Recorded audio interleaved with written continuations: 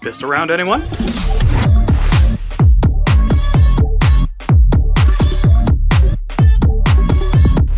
What's good, everybody? My name is Valor, and welcome back to Valtech Armory. And today we are taking a look at the Zinc 2.0. It is a compact, semi-auto Springer pistol, and it's a testament to how far we've come in terms of making things a whole lot more compact while still retaining a lot of power in the hobby. This one's running fairly standard, though I do have a different spring in here just for the looks, and I get about 175 feet per second, which is about standard for these pistols. Now, if you're looking at this and the silhouette is a little bit familiar to you, that is because it is very similar in silhouette to the SIG P238, which can be a bit of a detriment considering how compact it is and if you print it in the wrong colors. I still have this black glittery lower, which is still a little bit close to real steel because you can get anything Cerakoted these days, but that's not really what I want this for. I want this for competitive games, I want this for warehouse CQB games, that sort of thing. This may make it or break it for you. This thing uses a custom magazine, though that allows it to use a different style of release for the magazine, which is the button style, which is common on many pistols, and it allows it to be a much more comfortable grip because it is more rounded on the front, it is much thinner than a standard Talon. It's closer in form to the Nightingale mags, but it's not an exact match or anything. This came out way before that thing did, but that allows it to be very comfortable and usable. There are two magazine styles that you can print. You can print out the 7-rounders or the 12-rounders. With each hardware kit, you get 2 full-length springs, so you can either make 2 long mags, 4 short mags, or a combination of them. And they have this ridge on the back of them that interacts with a spring-loaded pin inside the grip, which allows it to be spring ejected. It's a little bit harder to do with these 12-rounders, but it's enough to kick it out enough for you to be able to just drop it. Drop it! Powering mine is a blue powder-coated Pro 25 Talon Claw spring from Silverfox Industries, links down below. And that is just a nice little boost. It helps make the prime more smooth. And yes, you pull back the whole slide, push it forward. There are some magnets up in the front of the slide and in the back of the muzzle here that actually help keep it closed. I had a slight bit of curling on my print, so I have a slight gap between the magnets, which means that I get a faux blowback effect, which actually wastes my air a little bit, which means I could probably get a little more performance out of this if I fixed that. But overall, the performance is still really good. All right, you know the drill. About 60 feet away. I've got 2 mags full, since these are the shorter ones.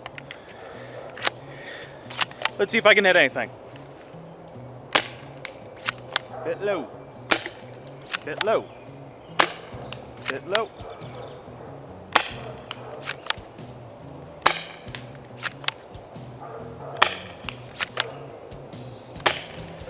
To the left. Empty.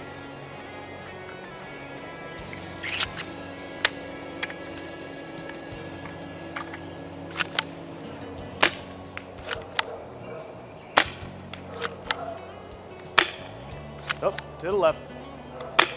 That was error on my part. Oh, hit the gnome. Hitting low. And empty. Yeah. Not bad. And that is just gorgeous for a small, compact sidearm. Or primary, really, because this thing is stronger than a stock Nexus Pro. On the lower of the front, you get a short section of Picatinny rail, good for lights and lasers and such, which I wouldn't recommend lasers, I would recommend lights, which I might actually get myself like an OLED or something, but those things are expensive. And the overall construction of this thing is very, very solid. There is no rattle on this thing anywhere except for the magazine spring that rattles in the mag a little bit. That is it.